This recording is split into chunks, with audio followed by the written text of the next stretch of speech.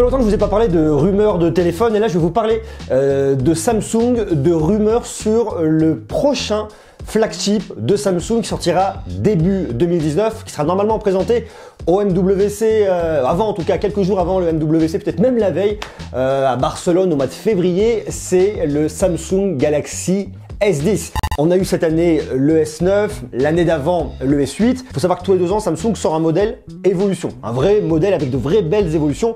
La vraie belle évolution remonte maintenant à l'année dernière avec le Galaxy S8. Le S9 de cette année est une belle évolution du S8, notamment la caméra à ouverture variable. Mais voilà, c'est bien, mais je pense que l'année prochaine, en 2019, on va avoir vraiment quelque chose qui va aller encore plus loin, apporter de la nouveauté, surtout qu'on voit vraiment que les smartphones évoluent de plus en plus. Samsung n'a jamais succombé à l'encoche. Jamais, jamais, jamais, jamais. Beaucoup d'autres constructeurs s'y sont mis. Et l'année prochaine, il devrait y avoir du changement du côté de chez Samsung. Toujours pas d'encoche, a priori, mais un design qui devrait être revu, repensé, en tout cas amélioré. On devrait avoir un écran qui occuperait 93,4% de la face avant, avec quasiment pas de bord en haut, quasiment pas de bord en bas. Sur les côtés, un écran incurvé et un appareil photo vraiment intégré à l'écran. Alors, soit il serait positionné sous l'écran, soit on aura un léger petit rond découpé au milieu de l'écran pour faire apparaître l'appareil photo. C'est encore le point d'interrogation, on ne sait pas exactement vers quelle option va se diriger Samsung. Voilà un peu pour l'idée générale, pour concept et le design général.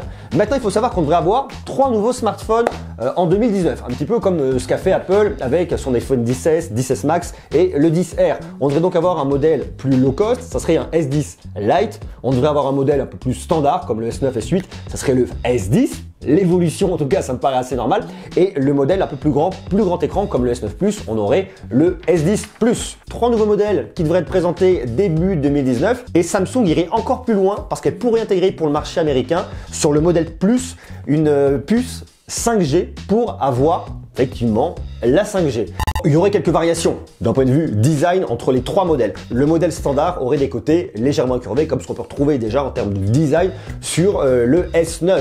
Des coins légèrement arrondis, tandis que le modèle d'entrée de gamme, le modèle Lite, ne devrait pas avoir ce côté arrondi, avoir un écran un peu plus standard. Et le modèle Plus, forcément, plus grand, bord arrondi, full option.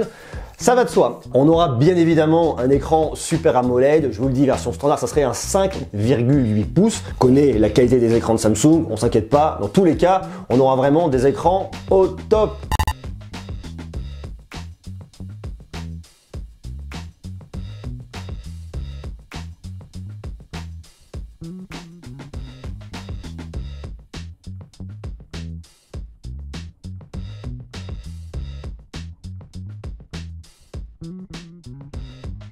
Un standard avec cette fameuse lentille à ouverture variable f1.5, f2.4 pour s'adapter en fonction des conditions de luminosité. On aurait un téléobjectif x2 qui vous aiderait pour le mode portrait puis pour le zoom optique. On aurait également un très grand angle. Et puis d'un point de vue logiciel, il y aura aussi une vraie évolution avec un meilleur HDR, de nouveaux capteurs toujours plus performants pour des photos de meilleure qualité en faible luminosité. Et tout ça aidé par un SoC gravé en 7 nanomètres qui mettrait à profit toute l'énergie, toute la puissance que vous avez au moment opportun, ce qui fait un smartphone avec beaucoup plus d'autonomie, des performances optimisées, meilleure capacité de calcul au niveau des photos, donc des photos complètement améliorées, donc du HDR amélioré, des rendus améliorés, en faible luminosité beaucoup mieux, enfin toute une machine complètement améliorée. Et sur le modèle Plus, on aurait une batterie de 4000 mAh comme on a sur le Samsung Galaxy Note 9. En termes de mémoire vive, on pourrait aller jusqu'à 12 gigaoctets de RAM pour le modèle le plus haut de gamme, incluant de la 5G qui ne serait pas dispo sur le marché français, mais en tout cas sur le marché américain. Et ce qui est vraiment intéressant, c'est la caméra avant, parce qu'on aura justement une petite caméra toute ronde intégrée directement à l'écran. Alors la question c'est, est-ce que cette caméra va être intégrée complètement derrière l'écran et fera quand même des photos d'excellente qualité? Ou alors, est-ce qu'on aura une toute petite découpe au niveau de l'écran pour laisser passer cette caméra? Ça serait une alternative assez intéressante. En tout cas, ce qu'on voit vraiment, c'est que on a eu l'encoche. L'encoche existe encore, elle disparaît un peu, ça dépend des besoins qu'on a. Si on a une caméra avec un capteur 3D, si on a juste un appareil photo, on a aujourd'hui les petites encoches en forme de goutte comme on a sur le OnePlus 6T, comme on a sur le Mate 20 de Huawei. Donc l'encoche devrait disparaître, en tout cas commencer à disparaître en 2019 pour avoir carrément plus tout d'encoche ou alors pourquoi pas une toute petite découpe. Et on le voit d'ailleurs avec le Oppo Find X cette année, on l'a vu également avec le Mi Mix 3 qui va arriver très prochainement de Xiaomi, d'avoir un appareil photo de selfie qu'on peut sortir sortir, fermer pour avoir un seul même et grand écran. Pour déverrouiller votre smartphone, vous auriez le capteur d'empreinte digitale directement intégré à l'écran, comme on peut le trouver sur le Mate 20 Pro, comme on peut le trouver sur le OnePlus 6T, et qui marche plutôt pas mal. Par contre, assez mauvaise nouvelle, le port jack pourrait disparaître, alors que Samsung a toujours continué à garder son port jack, a fait de la résistance. Là, pour le coup, sur le Galaxy S10, la prise jack pourrait disparaître pour aller vraiment vers des casques connectés sans fil. Ça pourrait être douloureux. Autre point qui pourrait être intéressant, c'est d'avoir un haut-parleur qui est complètement caché ici au niveau de l'écran, comme vous l'avez sur le Mate 20 ou alors sur le OnePlus 6T. Un haut-parleur qui est très léger, très profilé, ce qui fait que ça vous permet de dégager complètement l'écran. Du coup, une vraie zone utile au niveau de l'écran et qui ne viendrait pas rogner. Donc ce qui nous permettrait effectivement d'avoir ce grand écran qui occuperait 93,4% de la face avant, et ça pour le coup, ça serait plutôt cool. Et côté OS, il tournerait sur Android 9 Pie. Ça me paraît plutôt logique.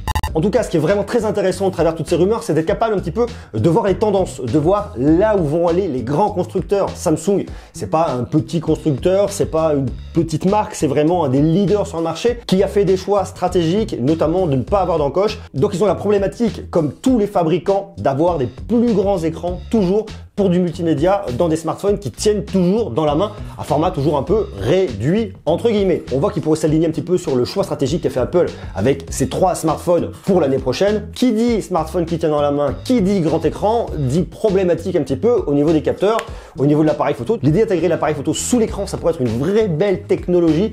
Voir un petit peu de quelle manière tout ça va être mis en place début 2019. Donc bien évidemment, on ira le voir quand il sera présenté, on en parlera, on aura les prises en main, tout ça, vous inquiétez pas. Donc je vous invite à faire comme d'hab, à vous abonner, à rester connecté, parce que de toute façon, début 2019, on a 2 grands rendez-vous principaux et majeurs. Le tout premier, ça va être le CES début janvier. Je vais m'envoler direction Las Vegas, prendre un petit halte par New York quelques jours avant pour vraiment aller voir un peu les nouveautés, prendre le pouls de la tech internationale. Et puis le deuxième grand rendez-vous, ça va être au mois de février. On va aller au MWC à Barcelone, devrait être présenté. Si en tout cas ils le font comme l'année dernière, juste la veille, le nouveau S10 de Samsung. Donc on y sera, on verra, on le prendra en main, on le découvrira et on fera tous les tests. Donc vous inquiétez pas, donc vous pouvez dès aujourd'hui vous abonner. Dites-moi ce que vous pensez de tout ça. Vous, comment est-ce que vous voudriez qu'il soit ce Galaxy S10? Quelles sont vos attentes? Est-ce que vous voudriez vraiment un smartphone avec un écran toujours plus grand? Est-ce que l'idée de cet appareil photo intégré sous l'écran, avoir cette petite découpe au niveau de l'écran, pour vous un sens?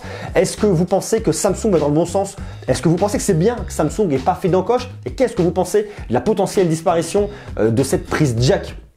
Voilà, c'est bon. Je suis un vieux dino, je suis toujours un petit peu râleur là-dessus, mais qu'est-ce que vous en pensez vous? Est-ce que pour vous c'est un problème, oui ou non? Et qu'est-ce que vous pensez de l'idée d'avoir 3 modèles comme l'a fait Apple?